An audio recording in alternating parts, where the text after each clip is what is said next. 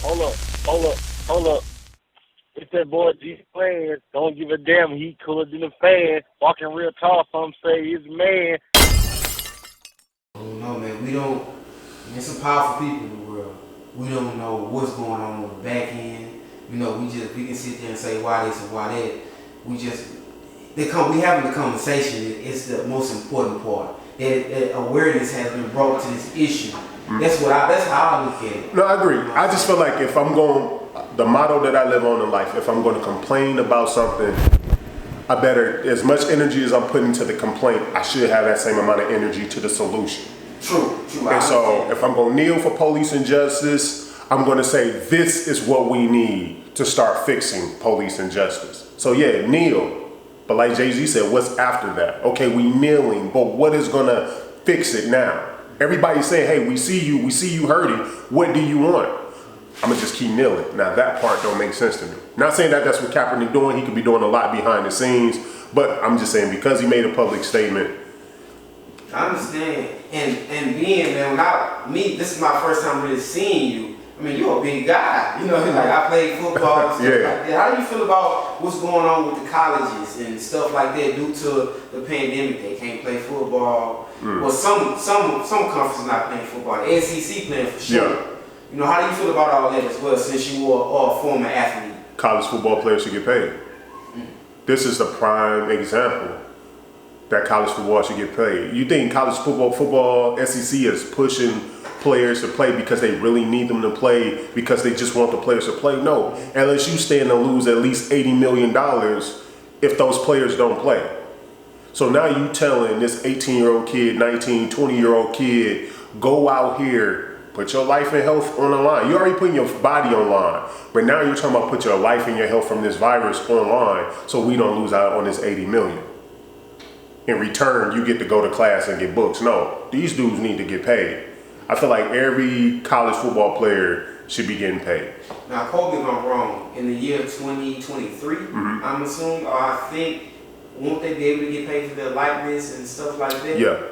So supposedly the NCAA or the football players are unionizing.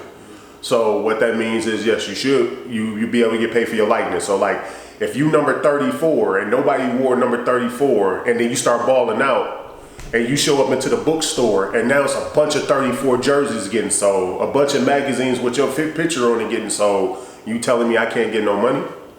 Those players should be able to get money. And by them unionizing, I mean NCAA, football, EA Sports be able to come back. I remember when I was on the game and we did the settlement and got our little $900 check for being on the game. But yeah, hell yeah, a player should be able to make whatever money off his likeness. You're right. Now I'm not saying they should have football salaries like NFL salaries.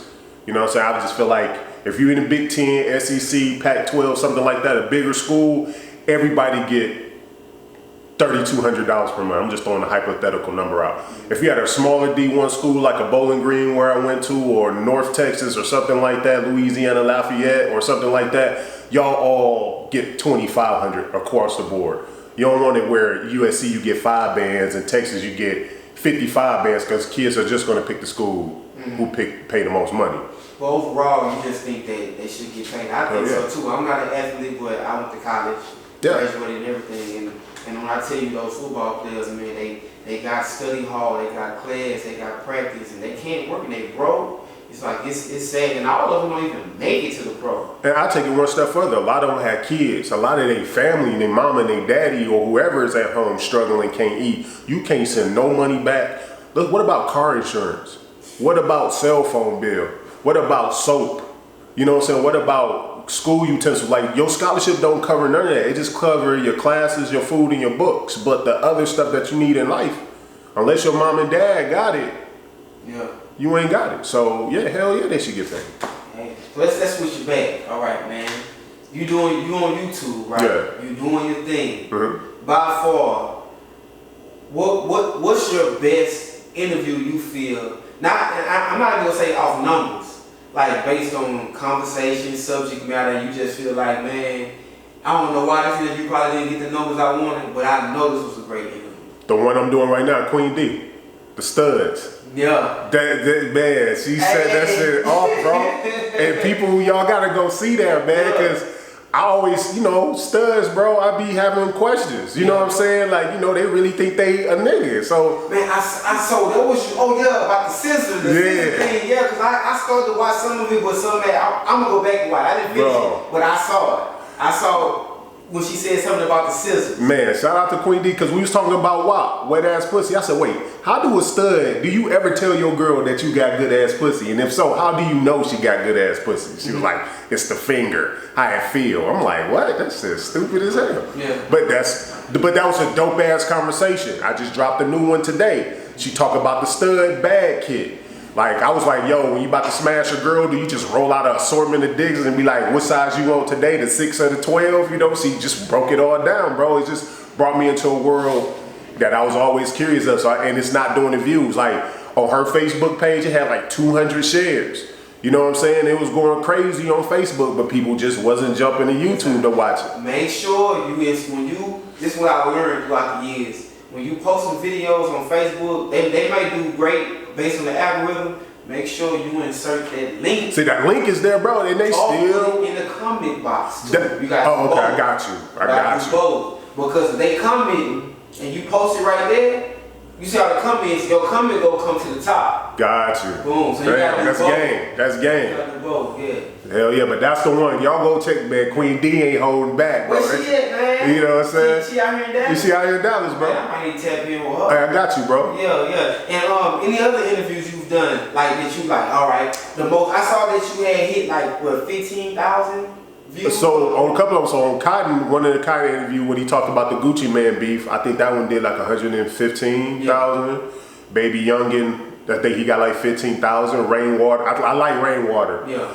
Mo 3 manager. Yeah, he an asshole, man. Hey, he's just like, hey, man, but he popped a lot of shit. But that's what that helped me. But I didn't want to be that platform that was known for the bullshit. I want people to actually come here and learn and hear other people's experiences. I don't want to promote just the beef. I'll talk about it, something going on.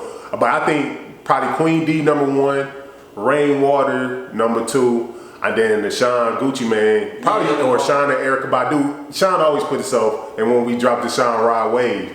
So it's like. Hey, first off, too, like, based on Shawn Cotton, like, everybody who's doing this, we just gotta give this man respect. Oh, that's how I look at it. Like, you know, we've been following each other on Twitter before he even started Say Cheese. I met him before. Okay. But as far as what he doing, like, you know, everybody gotta pay homage. That's just what it is. Like, that's how I look at it. Like, no doubt. All respect to him laying the blueprint. He got it, and he laid it out for everybody else. So, you know, respect to him. Now, you know, it's gonna be somebody that see you. Yeah. You know, I just saw your son. I think his son said, I want to do an interview. Like, you know what I'm saying? Like, people watching, regardless that you'll see he with you. Yeah. Somebody's always getting inspired by the next person. No, that's real. You know, he just sat in his chair. I done interviewed him, mic'd him up. Yeah. You know what I'm saying? And let him just get a feel for it. But no doubt, man. And shout out to Shawn. Like I tell people a lot, bro. Initially my studio was called Say Cheese Music Studio. So me, him, and my cousin Colton, man, you know what I'm saying, together, we was in the same room together. Real life street stars was the next door over. Mm-hmm. You know, Eardrums, Bud, JT, them was down the hallway. So in that building was crazy. And watching him go from shooting parties to being the biggest, I call him the Amazon of hip hop, where record labels come to Say Cheese just to go shopping for what type of artists they looking for. Yeah, that's how they do it. That's how they do it. That's how I do it, man. You know, like, and speaking of that, like now, with you guys building in Dallas, you guys have like so many different platforms now. Yeah. Like it's like Dallas is almost a one-stop shop now. You know, definitely. Real life street stars, Dallas Global, Real Toon, Sperry Springer, Say Cheese. All y'all guys, you know what I'm saying? So me, I'm from Louisiana. It's not like that in the market I'm in.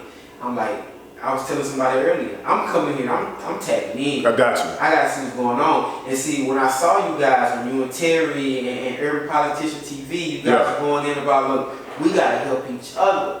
We gotta, you know what I'm saying, help build each other across platform. Like, man, let me see what's going on over here. And speaking of Terry, bro, I gotta shout out Terry Dallas Global, man, because when I jumped in the interview space, just like Shawn came through, and did the interview, like Dallas Global was just taking my clips and reposting them on theirs, and other blogs was just picking up them clips.